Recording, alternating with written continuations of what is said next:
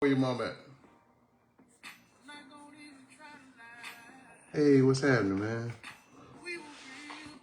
Yeah, running a little late, man. I just couldn't sleep, man. I had a lot on my mind. I wanted to just finish up what I started today. Just been doing a lot of thinking, man. Thinking about when I first went to, I got out January 10th, 2020. And 7 months later, man, I was back inside. I got an interview with Mr. Kane. I appreciate it. You know, somebody recommended me, and he, I don't know, he, long story short, you know, he gave me an interview. Next thing I know, man, I ended up getting a job there on, at Parsley. You know what I mean? And I went and applied, and I was really leery about going back after having been gone for 23 years. You know, it was a strange thing to try to go back and say, you know, that you wanted to go inside and be a chaplain, you know what I mean, and a reentry coordinator because of the things that I had done in the Fed. But, you know, I look at that little time as a learning ground for me to actually go in and have an opportunity to do some things and create some classes and stuff, because I had walked in the shoes of a lot of those guys in there, even though a lot of them had been incarcerated longer than me. You know, I ended up being able to go in and you know, create some programs, and I was like full blast, because that's what I did. At least my last 15 years of my incarceration, what I did, I developed programs to help guys try to break their criminal thinking and to become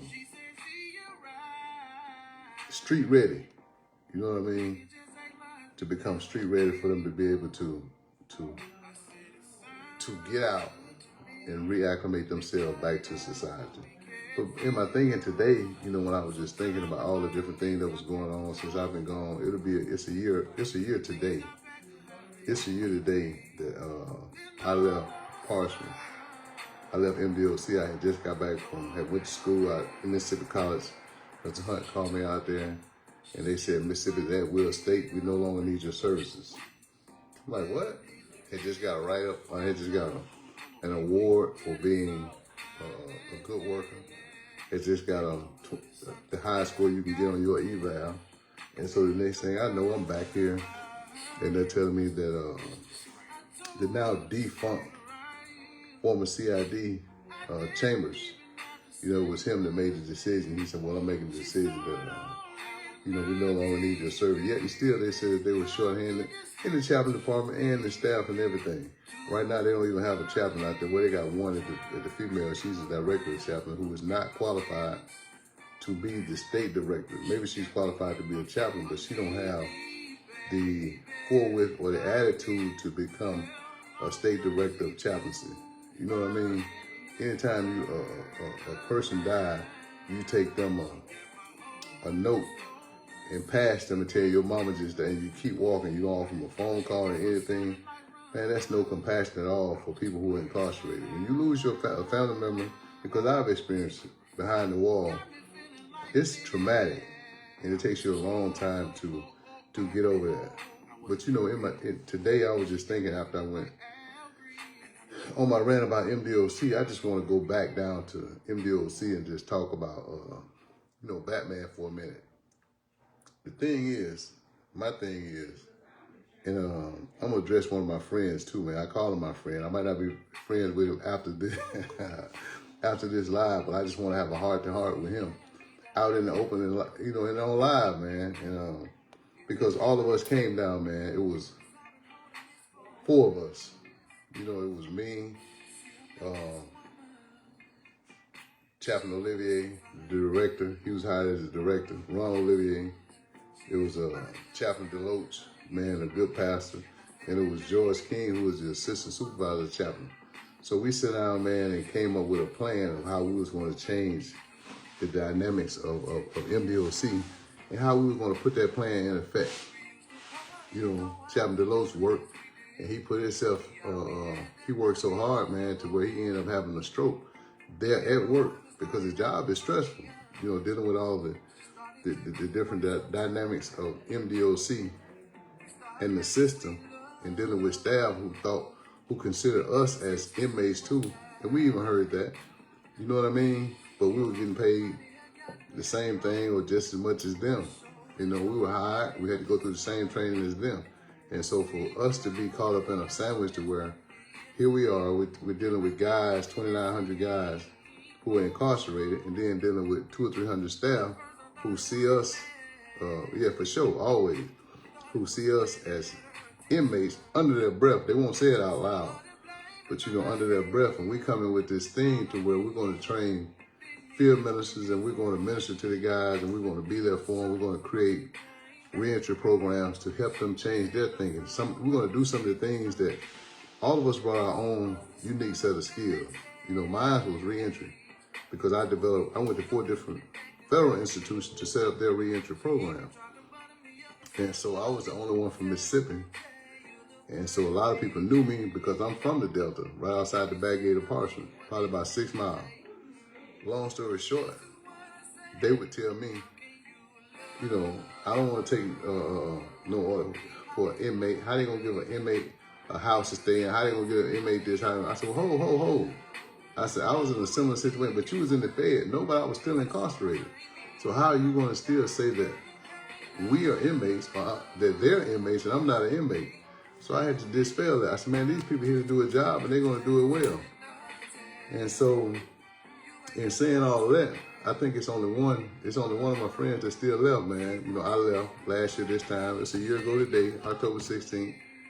Chaplain Olivier left under whatever circumstances that's between him, the system, and God. That's his business.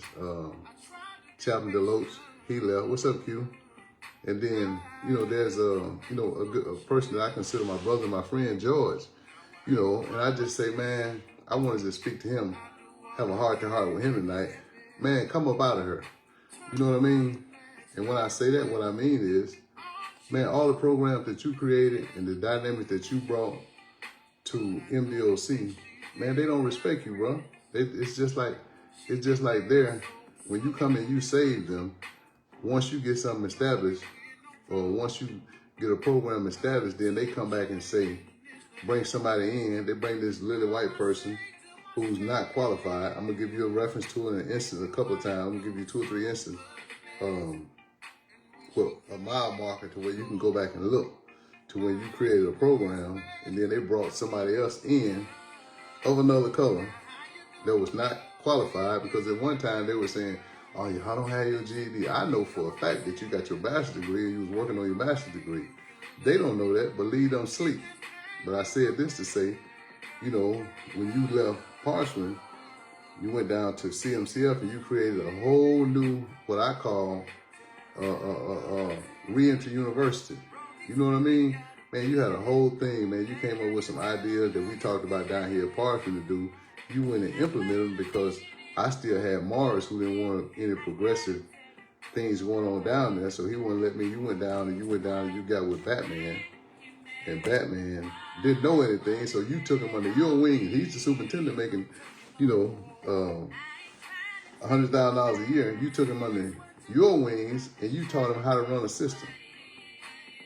You know, if I'm lying, man, you can call me right now. You got my number. You can call me and tell me I'm lying. You created a system where you took him under his wing and you showed the man everything about prison, from reentry, from count, just the whole structure of the system. And so with that being said, you know, I'm getting reports and things, man. I hear things from people down there to where every chance he get, he's downgrading your ability, but every time he has a problem, whether it's a racial problem, whether it's a problem with the field members, or whether it's just a problem that he needs you to troubleshoot, he sends for you, you come and fix it, and then it's like, he won't even give you a pat on the back. He's like, you know, thank you. I ain't gonna say the N word because I don't know if he would even say that or not, which I believe. You know, it's coming out now that the person, that Robin wasn't the one that said that, it was him that said that in reference to me. You know what I mean? But you taught the man everything about correction when he was at CMCL. You know what I mean? He came down, you helped, even when he left there after Morris, after they got rid of Morris and he came down, And he took some of the same things that you did with the field ministers and implemented them down here. So now he's come down here and thinking that he's Mr. Know-it-all when it comes to correction. You know, you showed him how to create programs and put programs into effect. You showed him how to deal with staff when he was down there, even though he let that flew out the window where he's handling staff down here at Parchment like they're servants. You know what I mean? What he's doing is, and then he's undermining you. He's saying everything he wants you to come down and do programs for the field ministers, but he comes down and he undermines you. I just heard, you know, through the grapevine that not long ago you were down there training the field ministers. They're blaming everything on the field ministers. But no matter how much you train them, Joe, they're not going to let them do their job because they don't want to see the things that you do succeed. Just like when you had the program where you had all the guys in the veteran program with Hunt. This is the first reference that I'm going to give you. How you came in and you took F&G building at CMCL. We came to visit.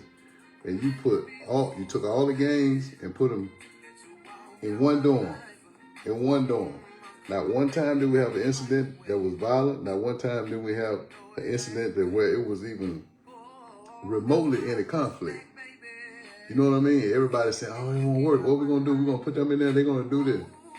Okay, you say you want to handle the gang problem, then let's put them together. They're not going to fight each other because they got too much to lose. You know what I'm saying?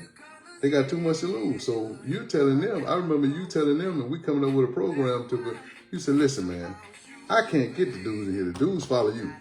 So if you want them in the classes, you're the leaders, you get the dudes in the classes, man, and we can change this whole prison. And guys was doing that, man. The rate of incarceration went up to the rate of education, people enrolling in classes went up from probably like 20-some% to like 70-some%. You know what I mean?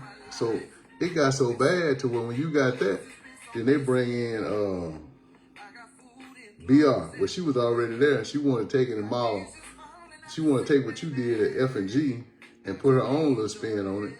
We had equipment that was donated that she said that she thinks was her equipment. You got the dog program there. You know what I mean? You mirrored the dog program, and you had guys in F&G. You had one officer, man, working the whole F&G with no incident. One officer working F&G. There wasn't a lot of people getting high. We had no nonsense about the thing. But BR come in, they bring her in, pay her more money, but then you tell her about the sex offender just like the week before. And I just remember this.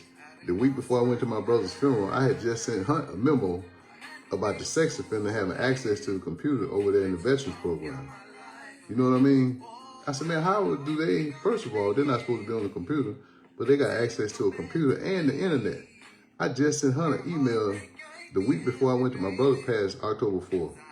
So that week before he passed, I sent him an email detailing that how these guys are sex offenders and they have access to the computer and access to the internet. Because I went in there and I seen them and I told them. Hunt didn't say anything. They never sent CID over there. But the week after I left, the whole thing hit the fan to where all the sex offenders were printing pornography and everything. You don't hear that. They don't talk about that out in the open. You know what I mean? At CMCL. So, Jordan, I'm just asking, you creating all these programs. You went from warden to program director. And then they don't want to give you the credit for the things that you've done. They always want to bring somebody in and put them over you like you're subservient to them. Here go the second instance. This is actually the third, but I'm going to put this in the second. They brought in this lady, Dr. London. You know what I mean? To come and take your job as program director. When 3 months later, here she goes, she having an affair with an inmate. You know what I mean? Bringing him stuff to visitation on her off day. And after she got banned, they never put up a sign banning her after they knew for a fact that she was in a relationship with this inmate. So she came back after she got banned onto the grounds, hunting them, catch her, and they don't do anything to her. They don't lock her up. They don't charge her with anything. And she got a bag full of contraband. They don't turn it in. They don't bring it up. They take it. They don't turn it in. They don't say anything about it. So I'm asking you, if it had been somebody black and had been an allegation, they'd have went to jail. They'd have went to Rankin County. If it had been down here at Parchment, it had been an allegation, they'd have went to Sunflower County. So I'm asking you, man, you're going all over the state, you're creating these programs. I remember we sat in a meeting with all of the educational people from the state, from Marshall County, from Parchment, from SMCI, from East Mississippi, and all the different places right down here at the TWC, here in with Bradley, with Long, and all the things that we had put into play, and to come back and put a plan of action. What's up, Nicole? How you doing? And we went out to implement that. You know what I mean? Today, you see what I'm saying? Yeah, you got a death of essence, and then you got all these deaths that are going on around the whole state, and nobody's reporting them to ACA. You know, you got a stabbing at Walnut Grove here today. I told Pryor, that dude Pryor gonna get somebody killed at Walnut Grove, man. He can't continue to disrespect guys down the range like I told you today. The dude, the white guy got it, who works in the kitchen, used to work in the kitchen at CMCL, was literally begging for help the day that he hung himself, man. And Pryor told him, well, go on, kill yourself. We'll cut you down. Man, go back down the range. They got the recording. Go back and look at the tape. You know what I'm saying? And so, they wasn't at 29. I guarantee you they was there. They might have been at Parchment, but I guarantee you they didn't take them to 29 to the Division 2 side, because you can see the mold, you can see the fire, and you can see that the water is not working in H building. You know what I'm saying? That the water is not H building. You know what I'm saying? What's up, brother? I know you're glad you're out of there. But then here go another thing, brother. George, here go another thing. You keep creating programs, and once you get it launched and up on the ground, people continue to lie and say, it's not this and this. But see, the thing I like about you, that you always held me accountable for, you told me, leave a paper trail, you know. And so when you present these people with their lies or with the paper trail, then now it's a problem. It's like, okay, bullshit, you know, I messed with the wrong somebody, but nothing is still done to them. They get away with their lies or get a slap on the wrist. The same way with, I was watching the Senate hearing, and they were talking about people with the TAVE test. Man, they don't even give anybody the TAVE test that comes in now. That's to assess, to see what level they're on, to see where they will be and what they need to get their GED. You know what I mean? When you were there at CMCL, you know, the one thing I know, the guys were taking, they were enrolled in the GED program, they were passing, and they were getting their test, they were getting their GED. Now, since Kelly Christopher came in from Georgia, man, none of that is going on. You know, she's taking the same thing that you brought from Louisiana and put it in a book and saying that it's her model. And the thing is, me and you looked over that for a whole year to see what we was going to implement at Parchment. So I see everything that's in her so-called book that we had at Parchment looking at, she says hers, that is her book. I can't even think of the name of it, whatever the name of it. You know what I'm saying? Man, it can lead to that. And that's the thing too, man. That's the thing too. You know, with the heat and everything, contaminated food, man, if I posted pictures of the trays and stuff that guys are getting in Walnut Grove, East Mississippi, and everybody, you know what I mean? You know, but here's the thing. Here's the thing. No matter who they bring in, if these jokers that are still here in the way, these people that's coming over from probation and parole that don't know anything about incarceration and still sitting in it's oversight, but they don't want to do anything. I'm beginning to think that these dudes are taking kickback. Barnett, you know what I'm saying? Chad, you know what I mean? Ain't no way. I wouldn't even, man, ain't no way my partner could even come back down here and be, he deserve it. He's supposed to be. You know what I mean? You're right. But they're not interested in medical care, man. You got people, a young lady just died. A mom called me the other day, about 3 weeks ago, and said her daughter died in the back of CMCF in a room by herself. After when she left the hospital, she was septic. The hospital told MCIW that she was septic, that she didn't need to go home, she needed to stay there. They said she just got her time, we can take care of her at the prison, and brought her from UMMC back after she took chemotherapy brought her back and put her in the back of MCIW, and the girl was dead 2 days later. You know what I'm saying? And not only is it a strained infrastructure, Jake, it's like you said, maintenance. How can you send? You want to talk about? I'm gonna talk about the Delta. You know what I mean? I'm gonna try to stay there. How can we talk about that when you worried about getting a pavilion built out at the fish pond? You know what I mean? How can you tell? How can you talk about everything that goes wrong when your focus is you got your special detail crew riding around with radios and counting themselves in Unit 33, but you don't have any money. You see what I'm saying? But you're still doing things for them, or you're still doing. Then how can you, as a superintendent, hire your uncle to be the maintenance supervisor, and then give him quote unquote all access to all the prisoners to come in and do programs there without having to go through the volunteer training?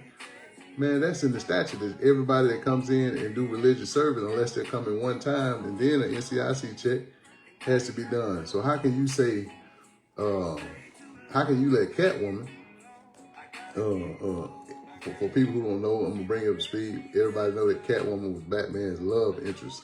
So you put it together, 1 + 1 = 2. You know what I mean? But long story short, if you work for MAGCorps, how can you be over people coming in to MDOC? Or how can you not even qualify? You haven't been trained to do that. You don't even know protocol, you know what I mean, for people to come and get a room at Spiritual Life. It's declining because,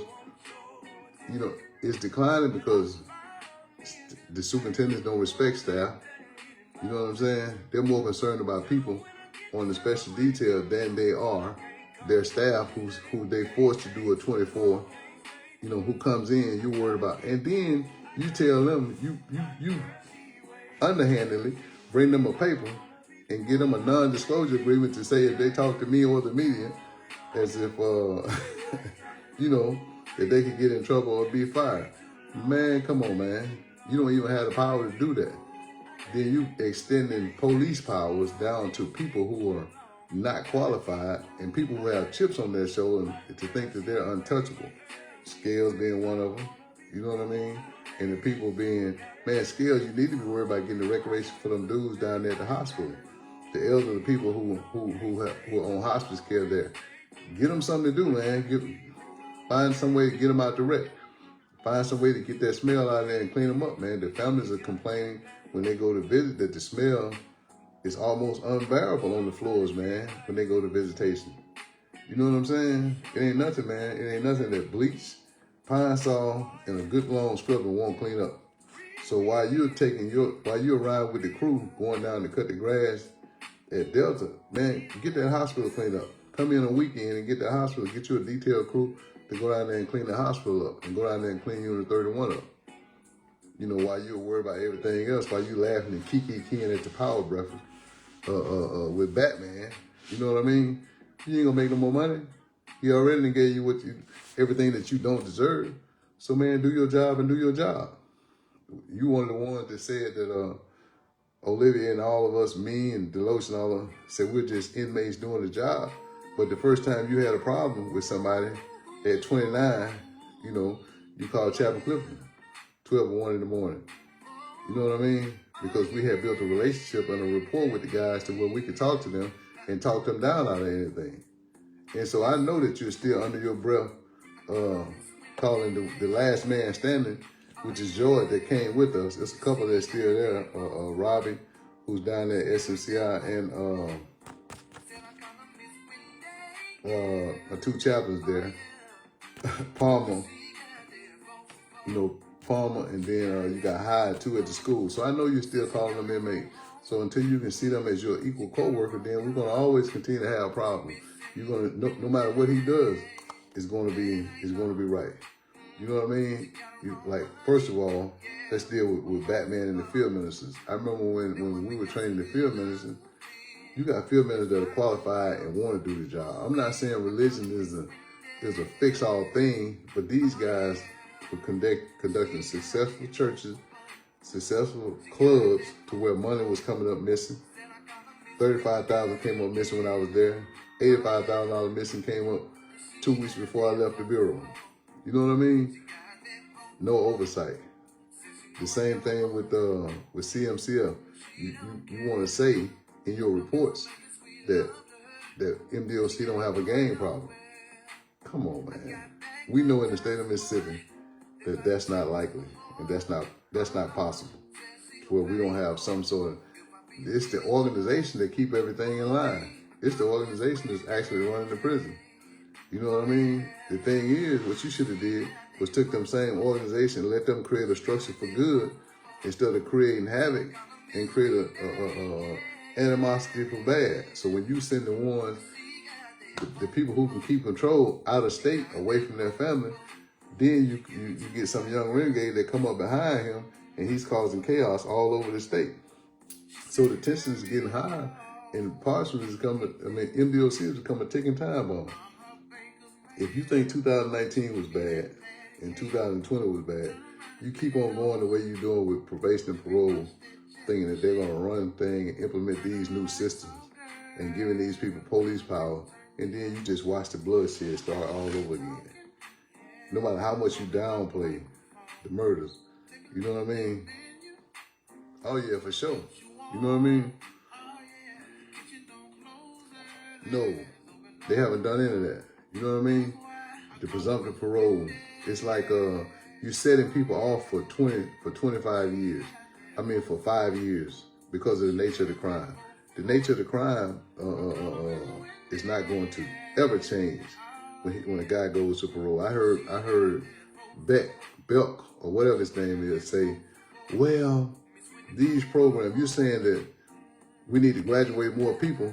What difference does it make if we graduate more people when you tell the guys when they come up for parole that don't mean nothing because MDOC is pencil whooping it?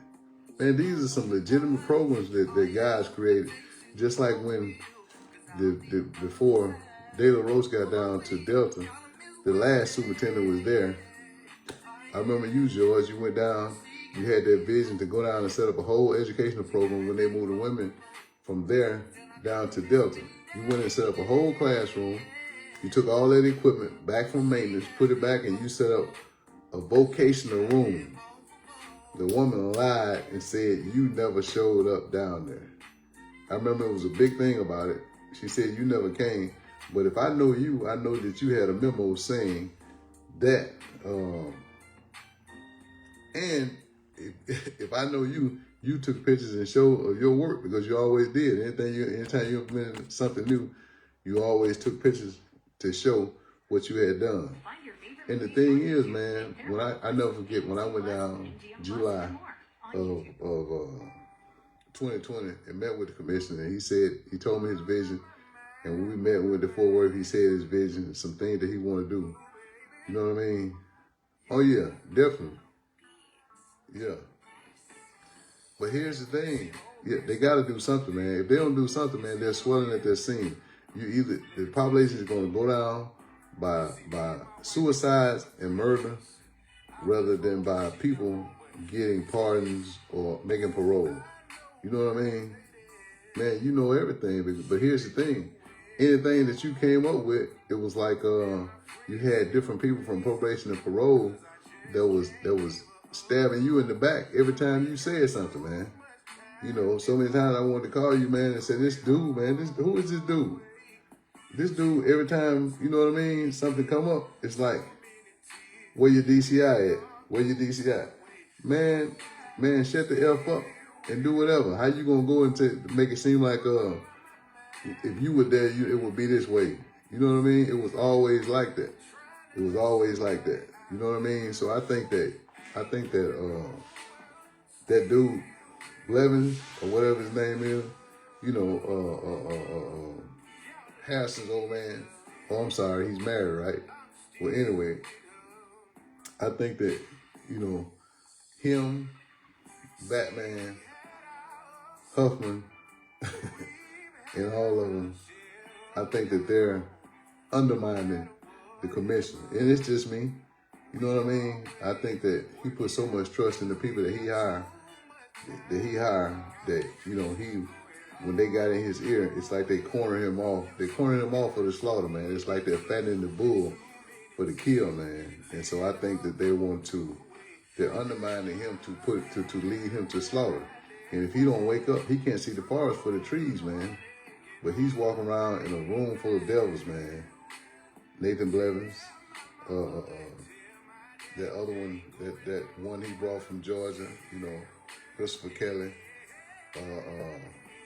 McClure, Huffman, and all these people, man. They're fattening him up for the slaughter, man. And until he put his foot down, and think about the people that he brought and trust him. How can you ask a man and trust him to do a job, but then once he gets it done, you know, man, go and make him the reason.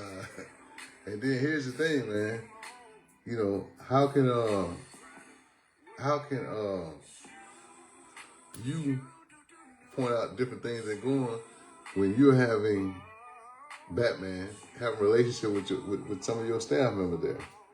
You know what I mean? Man, I would love for a DNA to come out on a couple of babies that's been there. They kind of look, you know, borderline mulatto down at Parchment.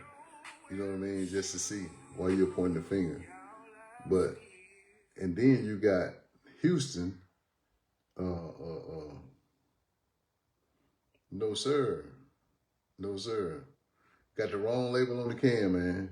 Man, them sour grapes, them prunes, with no peaches. That's a can of prune, man. And you know what's gonna happen when you eat a bunch of prune? A bunch of SH and the IT is gonna come out all over the place.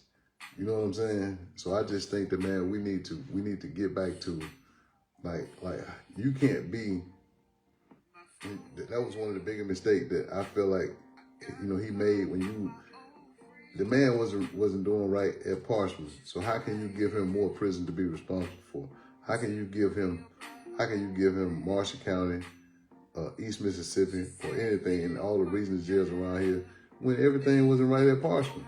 The same way when everything wasn't right at CMCL.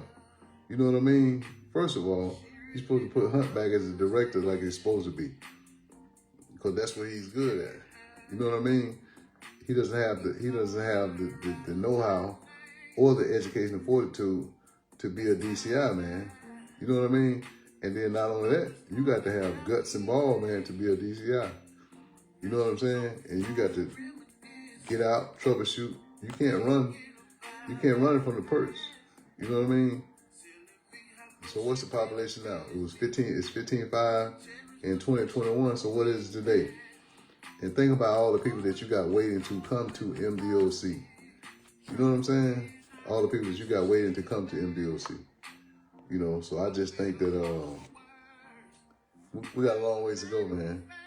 And Batman, you're one of the first ones that need to be brought up on nepotism charge. Because if you can't let Catwoman go over to her office at MadCorp, but you want to put her in charge, or screen everybody that comes into the prison system, then you printed the rope for yourself. You know what I'm saying? When you printed a memo saying that everything must go through her, you know what I mean? You printed the memo, man. You printed your own rope. You know, so I think that same memo needs to be sent down downtown to Barnett, to Chad White, and everybody else, and said, here's the smoking gun. It's still smoke coming from it. You know what I mean? You can't delete it because it's everywhere. It's everywhere. Matter of fact, I might have a copy. I don't know. But you know, but I'll check into that and see. We'll see. But how you going to say that everything that comes into the prison has and must come through her? No exception. If you got a problem with it, you need to see him. You need to see her to see him.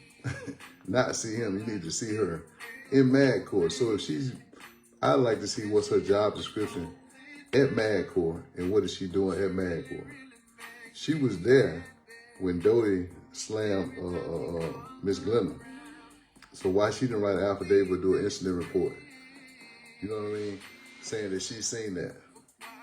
You know, but you want the woman to come back to work, but you still don't want to pay her for her time off. You know what I'm saying?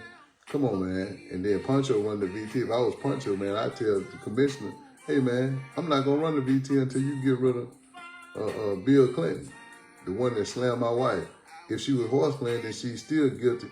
She wasn't horse playing, because the thing is, the same way that she did when she hit Palmer's car and left the scene of the accident, left the scene of the crime. You didn't do an incident report. You left and you went back to your post, and then you want to worry about it. But you can't. If you keep sweeping stuff on the rug, you're not going to be able to walk over the pile. You know what I'm saying? Right now, everything that's under the rug is too high to walk over. Everything that you continue to sweep under the rug, Batman, Huffman. I'm gonna address SMCI tomorrow. So for all of you who thought that I was gone and I was off the map or whatever you thought, I don't know what you thought. You know what I mean? I was just giving you an opportunity to get your ass together, man. But it's getting worse. It's getting worse. You take one picture with a black child that you pick up, and you think that that's publicity, or the money that you spend on Family Day, but you don't have any money. Look at the trades that you fed the guys down there when you was making all the money selling the trades down there. Look at the food. Look at the trades that you feed the guys at 29. Just look at them. You know what I mean? They're posted every day in the whole group. Look at them. You know what I mean? Look at the food that they feeding them, man. Where's it going? You know, you're buying it from merchants. Look at the food that you feeding at the place when you have your power breakfast, and then go out to 29 or 26 and look at the trade that you're feeding your guys for breakfast and lunch. Look at your last holiday meal that you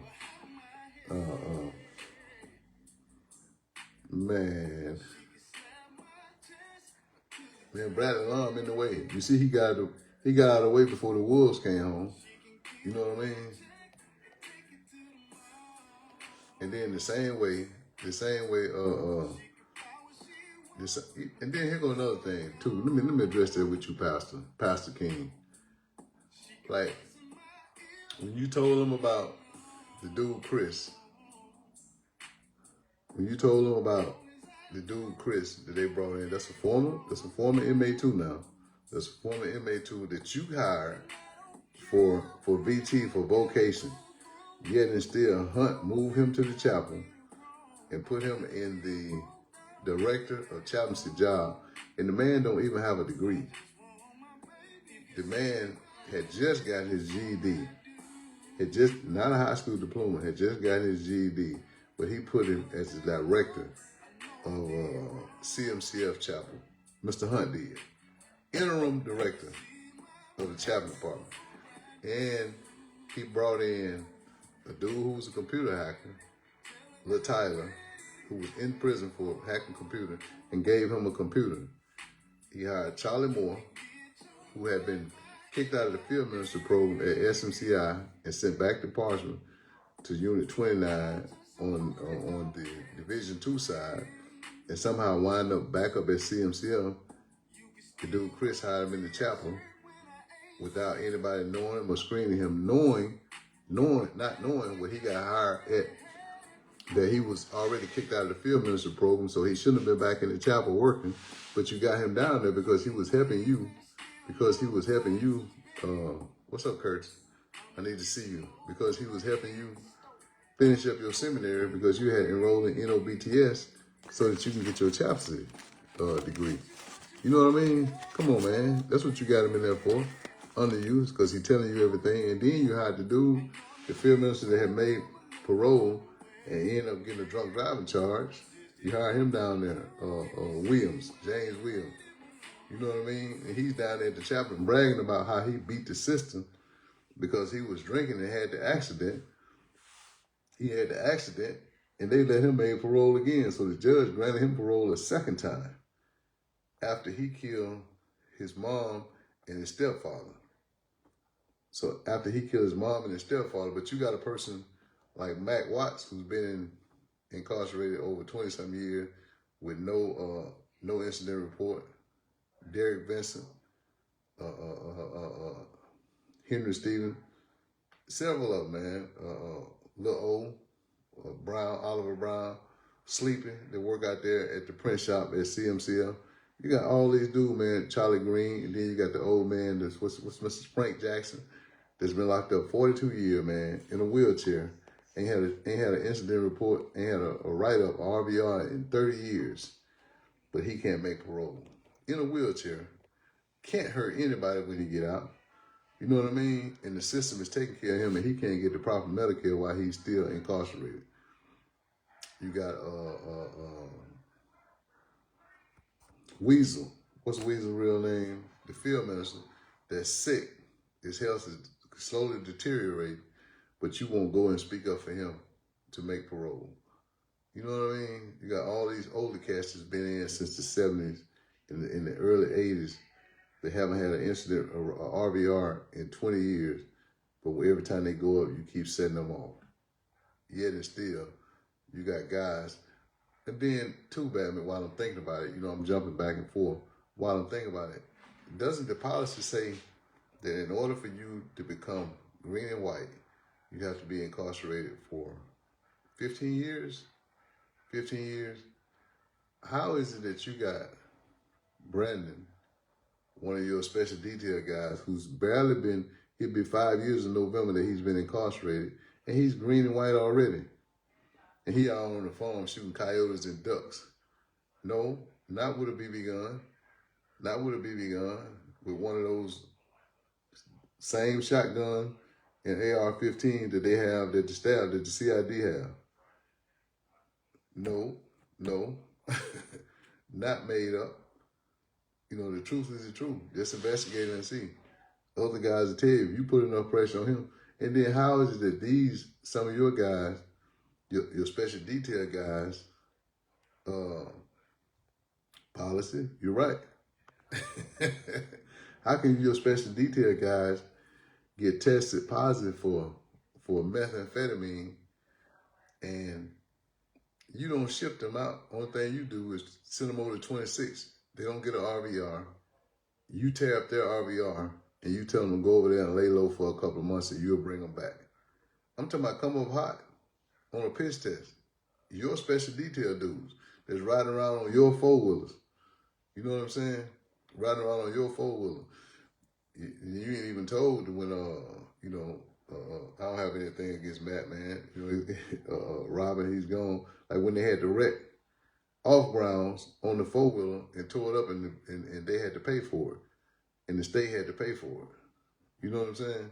So that's not a personal vehicle for you and your family to use, or for your daughter to go ride out with some inmate on a rendezvous or ride around the grounds and stuff, the same way the horses and stuff. If that's your horse, then find you somewhere to put him over behind your house, not on state ground and using taxpayers' money to feed him. You know what I'm saying? Come on, man. You're doing the same thing. You're doing the same thing that your compadre got released for. You're doing the exact same thing, no different. So what makes you any more special to him? You know what I mean? Why? Because simply because you got appointed regional superintendent? Show your daughter how much you love her with this beautiful gift. It says. Okay. And how are you still letting guys sign contracts at MAGCOR to pay rent to live in a building that has mold that you won't even fix them? They don't have to get any special privilege, but you're charging them rent to go to work at MAGCOR. You're charging them money. They're paying money to go to work at MAGCOR. You know what I mean? Okay, that's good. Yeah. So how can you continue, man? How can you continue to put on this facade, man, that like you're for the offenders? Man, one percent of the population that participates in Family Day. What about all the other ones at 30? What about the ones on people at 29, Division 1s and 2 that are doing good? You know what I mean? What's up, little brother? You know, what about all the other people? You know, your special detail is not special at all just because they took care of your dad when you was at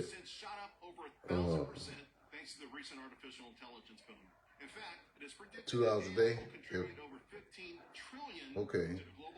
And your special detail guy, it's only one guy that looks like me on your special detail.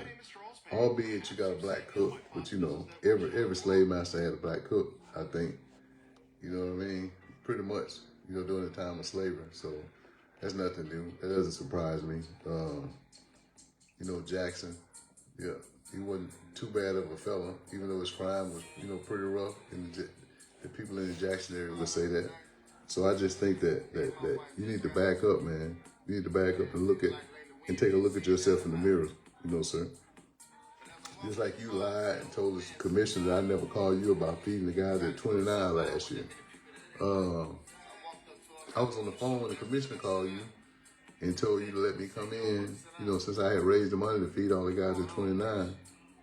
You know, told you, I was on the phone with him. You know, he never told you, I never told you that. But I should have told you when I saw y'all at that dinner. The day before the memo came out, when I seen you,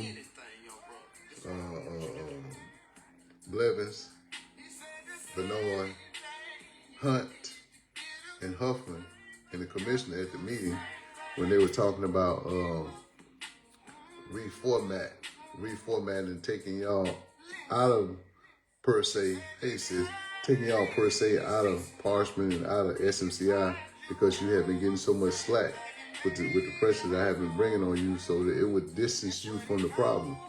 If it's anything, it's making you more culpable because you got more areas of responsibility that you're not taking care of.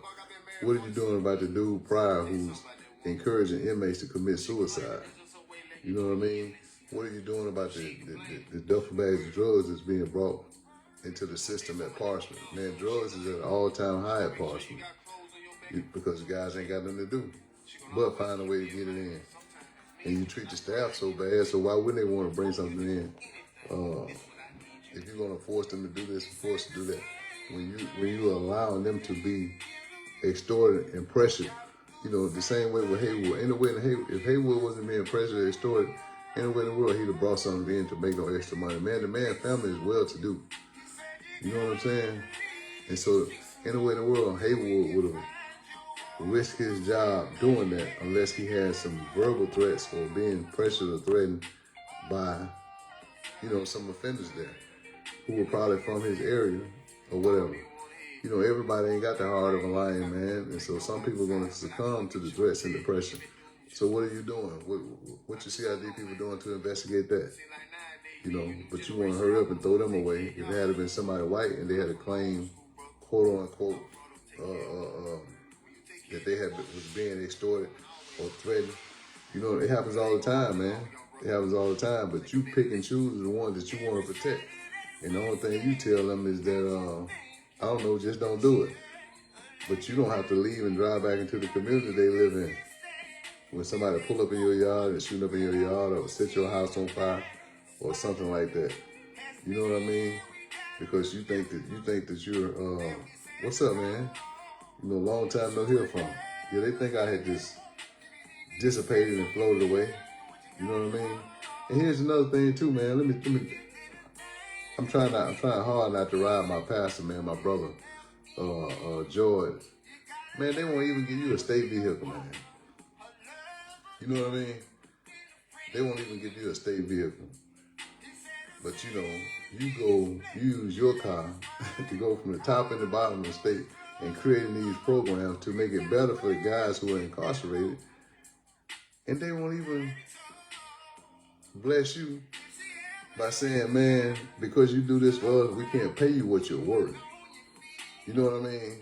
We're going to give you a state vehicle so you can go and set up these programs and you can troubleshoot this problem here or whatever. And everything that you've written and put into play, alongside of Bradley Long. Appreciate you coming on, Mr. Long. You know, it's just it's ridiculous, man. When they won't respect the work that you're doing, and behind your back they still call you inmate. When they want you to come and train in field ministers, but once you get them trained to do the things that they're supposed to do, they won't even let them do the things that you trained them to do. You know what I'm saying? Yeah, for sure. You know what I mean? Because he done took a few token blacks and put them in a position. You know, just same way Master used to do. Same way Master used to do. Take a couple of black, the same way it used to be back in the day when they had the gun line balls. Put a few of them in charge to keep them other, you know, who in check, man. You know what I'm saying? So that's what I'm doing. So you take a handful that the people respect, you put them in a position of power, and no doubt, Miss Wren deserves where she's supposed to be. But man, you gonna have to assist. Man, you gonna have to step up and stand up against oppression, man.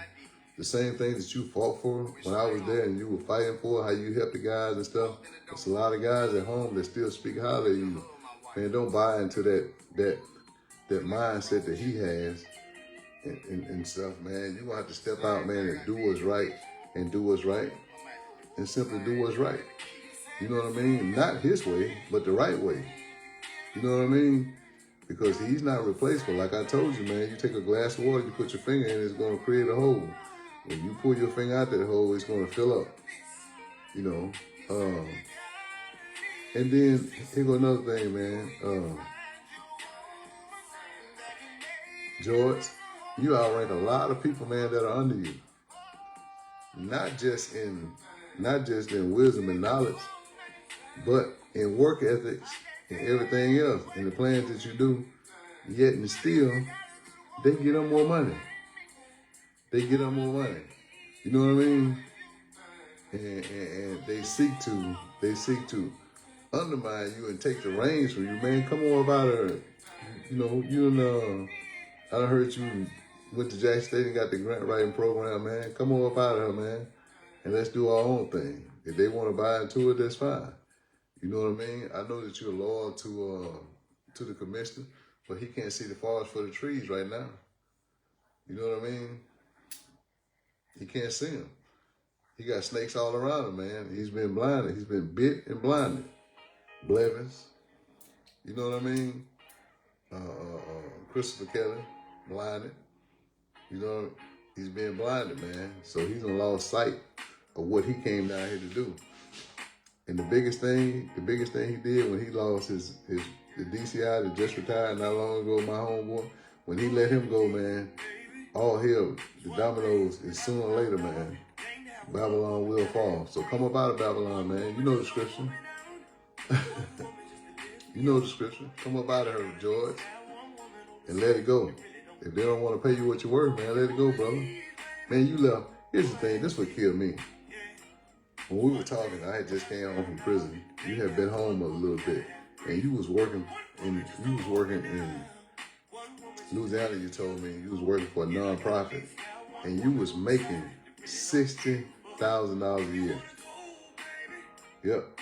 And I remember you showing me a couple of your pay stubs, and I'm like, you just left a $60,000 a year job to come back and to take a $27,000 a year job because you believed in Ronnie Slim, a.k.a. Chaplain Olivier, because you believed in the commissioner, you know what I mean, and you wanted to see his vision through, but you took a pay cut from $60,000. Man, you took a $60,000, you left a $60,000 job to come down here to a $27,000 a year job. Well, 32. I think they gave you 32. They gave us like 27. But I can't believe, man. And then, no vehicle. You know what I mean? I don't know, man. I don't know. I'm just trying to make it. I'm in the long run. In the first couple of years, it made sense because you believed in the change. But when we faced so much opposition the way we did, you know what I mean? And then the opposition and the challenges that our other brother down there, Chaplain Watts, that he's facing down there, with them, with his hands tied. And the thing was, I think you and I were the only ones who weren't on probation. You know what I'm saying? And so you could have went anywhere you wanted to go. You know what I mean? Anywhere. New Orleans. You know what I mean? Anywhere in Louisiana that you wanted to. You could have took any job that you wanted to, man. But like I said, you had a $60,000 a year job that you walked away from. Not walked away from, you know what I mean? I said because you believed in your dream. I think that if a man go where he's happy, he can change the lives of other people. Me, it was a little bit different because I had just came out of the feds, and I'm certified. I got my ASQ certification, ASQ quality certification. I got my NCCR instructor certification. Your boy, Aldridge, Patrick stopped me from getting my NCCR, which I got recruited to go down to Florida to pretend in the master training program. But because Mississippi was my residence, I couldn't go because they had enough master training in Mississippi already. So the school wouldn't accept me because I was going to be teaching here in Mississippi. If I had to say I was going to be living in Tennessee or another state, I could have went into the master training program and still worked because, NCCR is the same thing in every state, but you have to be certified. I would have to be with MCEL, here in Mississippi. Long story short, I got out with my SAP certification, SAP. So the same thing they use downtown, I could do. And I taught it for 15 years. I did it for 19 years, and I taught it to staff. I trained staff how to use SAP. Everywhere I went for a job here in the state of Mississippi, because it's a 6-figure paying job, I'm overqualified. And overqualified means being able to do SAP while black, almost like driving while black. So if a lot of people know what SAP is an integrated journal program that's for a big distribution company. So I'm certified in SAP. I got 3 books that I've written for production, procurement, and finance for SAP. 3 that I did, while I was incarcerated. I developed reentry programs all over in Texas, Beaumont, Texas, Bentonville, South Carolina, Yazoo, Mississippi, and Forest City. I went to 4 different institutions to set up their reentry program and came back to Mississippi. So that's the thing that I done. Those are the skills I had. So I could go anywhere and be a reentry coordinator. Right now, I'm in Mississippi College, a junior at Mississippi College, get my degree in sociology because that's what I want to do. I want to go back and help people. Long story short, you can take your pastor, King, George, you can take your skill, do your own thing, and then a hell of a chef, you know what I'm saying? A hell of a chef, but you can take your skills and go anywhere and do anything. Yet and still, you continue to put up with the backbiting and the backstabbing. And then, you know what I mean? Pretty soon, man, thank you for Tantan. Pretty soon, man, you're not going to be able to have peace or sanity, man, because they ain't going to let you rest, because the haters going to keep on backbiting you, man.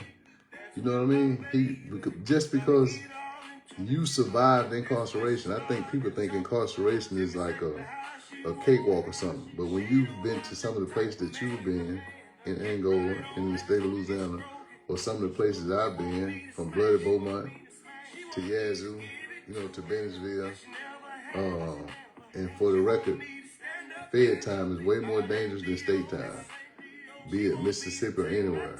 Because when you get up north and you're from the south, and you're up north in Bentonville, or you're somewhere where they got about 50 or 60 DC guys on the compound, it's a whole different monster.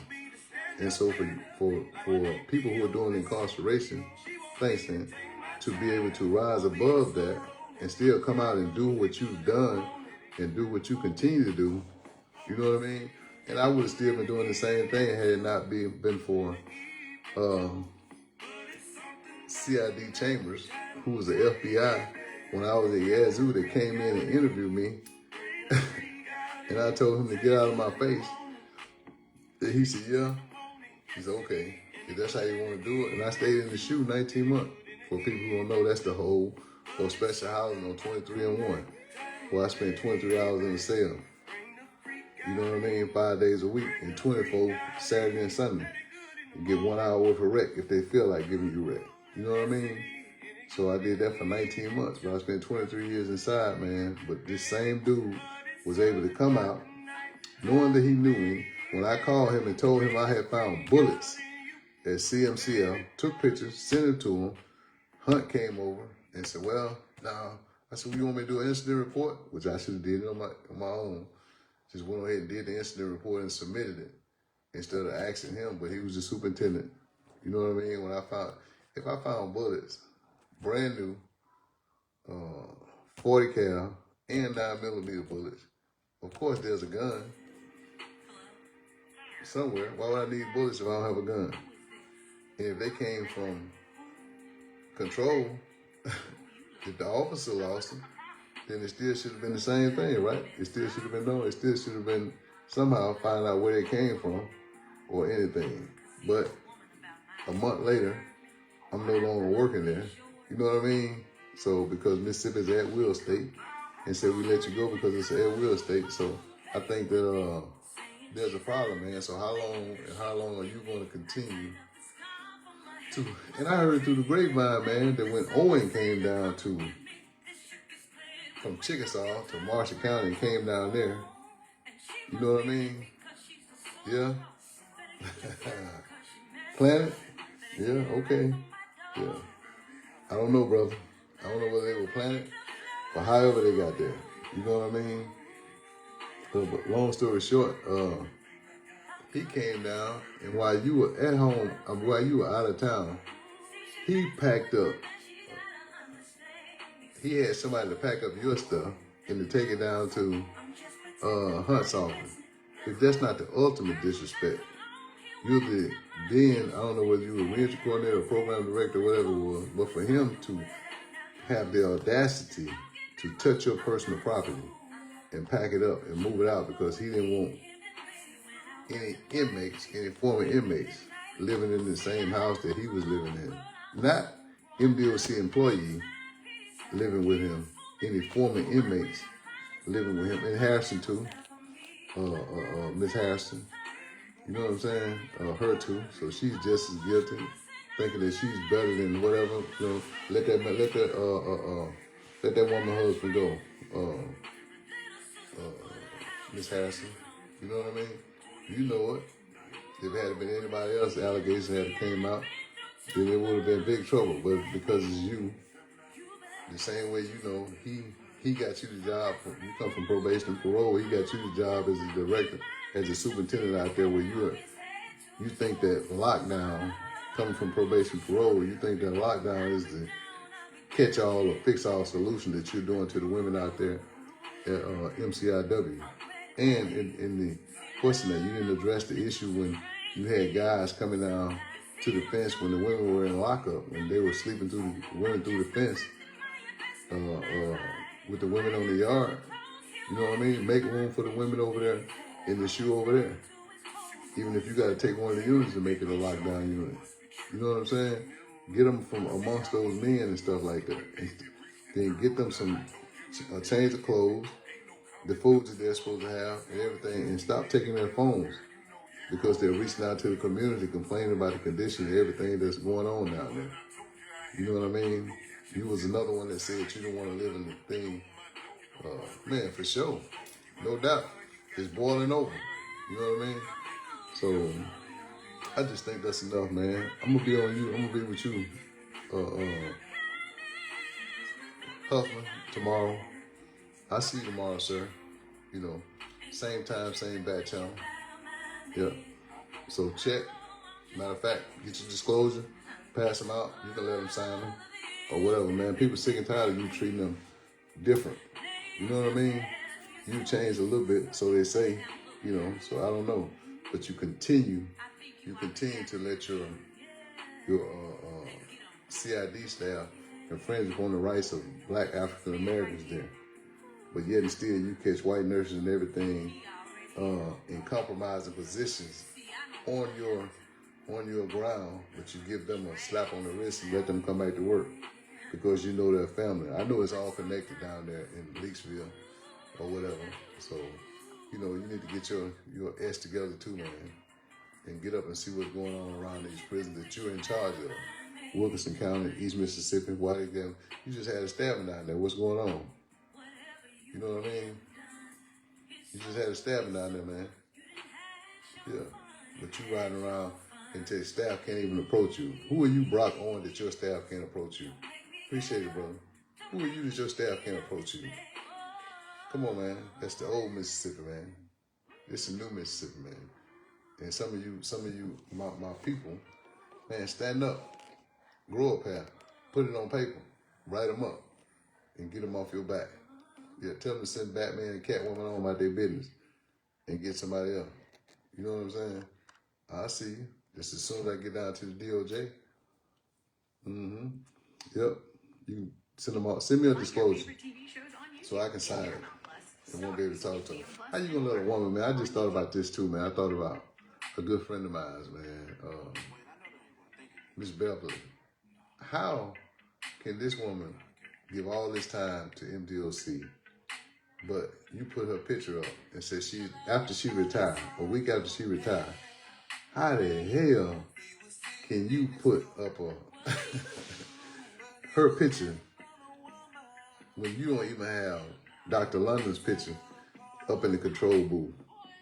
After she had brought contraband and she's in a relationship with a woman, but a woman that retires, work downtown, but she wants to come on the ground to go to the warehouse, and she's told that she can't go on grounds because Brock Owen has put her picture up and saying she's no longer allowed on ground. And she retired in good standing.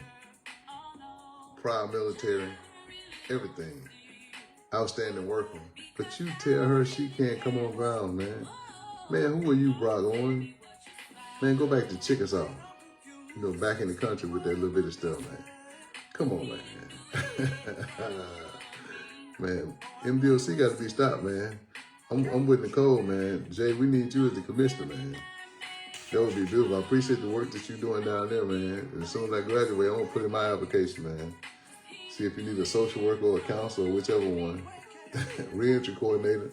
I still develop a program, working on one right now. Yeah, maybe I can convince my old partner, George King, to come with you. He'd be perfect for you, boy. Perfect. He'll be right at home, too. That'll make his day. Don't give him one of them $75,000, $80,000 jobs so he can come up out of her. Because right now, he's still going back in Babylon every day. And they want to talk about he's in a relationship. He's a grown woman with a grown man. A grown man and a grown woman. And they're in relationship with another staff member. And they have it all the time. At least he's not married like Blevin. You know what I mean? At least he ain't tiptoeing to the guest house to meet Miss Harrison or whatever, or down to the Empty Arms Hotel there in Pearl. You know what I mean? All pictures will be flying soon, real soon.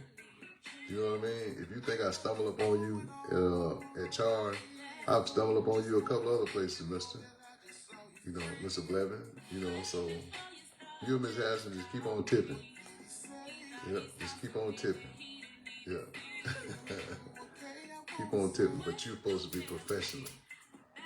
You know what I'm saying? Yeah. So, okay, I'm going to share it. I already know, man. I already know. Yeah. Mr. King, he might be mad at me, but he'll take a job right now. I need to get him up out of there. I haul time and bring him down there. Yes, sir. Yeah. You need him. Man, good worker. You know what I mean? One thing about it, the one thing I can say about it, man, the man always told me the truth, man. Even when they said, when people were saying, Cliff don't make it round, he don't do that. Man, I went to 29. Every day I went to work. Every day, whether it was for 1 hour, sometimes 4 hours, sometimes the whole day, I spent at 29. I made sure to go out there every day. You know what I mean? The 18 wheels of care package that I brought in, man, to make the guys' day. To going through raising money in the community to feed the guys there. And I sent a truck to SMCI, CMCL, and MDOC partial twice to both of them, both times. You know what I mean?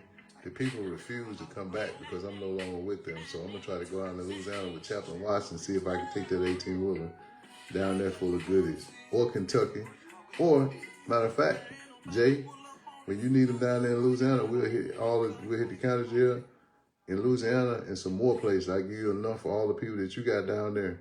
You can screen the bags, or you can get some of your guys that are custody or whatever they call them in New Orleans or Louisiana. We can make the bags right there and pass them out to every offender there that you got down there in Louisiana. So get in contact with me if you want to do that. We can do that and make that happen for Christmas.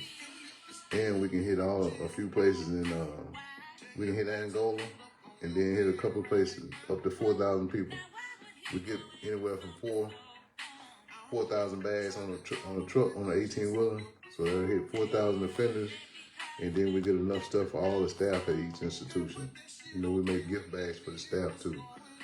And so I did that at Parchment twice, SMCI twice, and CMCF twice. And so this is my 1-year anniversary of not being there. You know what I mean? Medical contract in what way? Oh yeah, oh man, Lord have mercy. Man, with Vital Core. Jesus. Let me pull up my Vital Core stuff, man. And so, what's the couple name, the husband and wife team that the Vital Core got rid of out there? Yes, sir. Yeah, we'll talk about Vital Core on another day. I got to get out of here, man. Got to do a little study, man. I'm tired, man. I'm really disgusted, man. But I just want to give my little big brother the blues tonight and tell him to come up out of there. You know what I mean? Come up out of here, man. You know what I mean? They want to call you, man, and want you to teach them how to change in prison. But the minute you leave, he's already throwing a knife at your back, man. Good thing you had Kevlar. You know what I mean? Then you teach the man how to avoid and stay out of trouble and deal with different people. What's up? What's up, Roland? You know what I mean? Come on, man. Come on, man. You can't give away all the game, man. You can't give away all the game, George. You're going to just keep on giving them the game. And they're going to keep on putting dirt, salt, and everything else that they can throw at you, on you. You know what I mean? It's crazy, man. It's crazy, brother. You know what I mean? Yeah. I know who created the program. He can tell people what they want. I know it was your program that he was implementing everywhere. So, you know what I mean? So tell him to tell the truth. If he's a man, tell him to tell the truth. Yeah. Tell Batman. Tell the truth, man.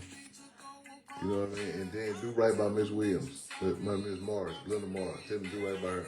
And all the other staff that he done wrong and offended down there, that he don't have time to speak to or talk to, except the one that he bite up, except those, I won't say jigaboo because I hate that word. I won't say Uncle Tom because Uncle Tom was actually a good person in the Black history. I'm going to say Sambo because they tap dance to his music right now. And I don't like it. You know what I mean? Man, be your own person. You were there before. Man, I even had a person I thought was my partner, man, that stopped accepting my call. Ward McDonald. Yeah, I'm talking about you. Yeah, much trouble as I kept you out of, man. And different things, different fires I put out for you and help you put out down there. Got a lot of respect for you, man. But you know I'm a man, man. If you have a problem with me, you can call me too. You know what I mean? Even sent you down there to the man at VA for you to try to help you get your VA. You know, but you listen, never said anything about you until today. Not when you was doing this and doing that, when people was calling me, telling me some things that you were doing. You know what I mean? Never spoke about it. Even when Knight, what's the boy name? That he brought down, that Batman brought down, that was over CID, Taylor. Even when Taylor told you to put a drunk, high offender in your car and drive him home to Clarksdale on Labor Day weekend, 2021, they had wrecked in front of the institution when the highway patrolman put him in his car as if he was going to take him to jail. And I got the video. I'm going to post that video, man. tonight when I get off. The highway patrolman put him back out. You and I called the highway patrolman. He told me that those men could have passed the sobriety test. Neither one of them knew that whether they was on Venus, Mars, or Earth. And you know that. We called Taylor, called the highway patrolman. They left the car in the ditch behind the houses over there where we stayed, right outside of the gate, across from the business shed.